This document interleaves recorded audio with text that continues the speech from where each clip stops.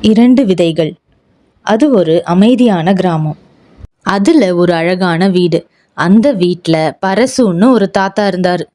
அவருக்கு சிண்டுன்னு ஒரு பேரன் இருக்கான். சிண்டுக்கு ஸ்கூல் லீவ் விட்டதால அவன் தாத்தா வீட்டுக்கு வந்தான். சிண்டு ரொம்ப ஹாப்பியா தாத்தா கூட டைம் ஸ்பெண்ட் பண்ணான். ஒரு நாள் பரசு தாத்தா சிண்டு கிட்ட 2 விதைகள் கொடுத்தாரு. அந்த விதைகளை தனித்தனி தொட்டியில விதைக்கணும்னு சொன்னாரு.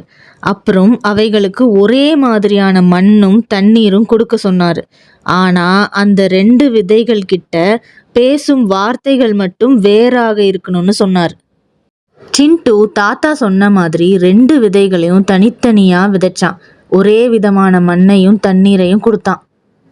ஆனா ஒரு விதை கிட்ட நல்ல வார்த்தைகளை சொன்னான். அதாவது, நீ வலிமையானவன், நீ வளரப்போகிறாய், நீ அழகான ஒன்றாக மாறுவாய்.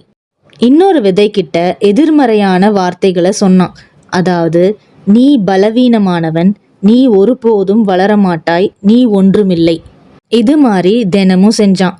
நாட்கள் செல்ல செல்ல ஒரு செடி நல்லா வளர்ந்தது. இன்னொரு செடி வளரவே இல்லை. சிண்டுக்கு ரொம்ப ஆச்சரியமா இருந்தது. உடனே பரசு தாத்தா கிட்ட இத பத்தி கேட்டான். தாத்தா சிரிச்சுக்கிட்டே சொன்னாரு, 2க்குமே ஒரே மாதிரியான பராமரிப்பு தான். ஆனா உன்னோட வார்த்தைகளுக்கு சக்தி இருக்கு.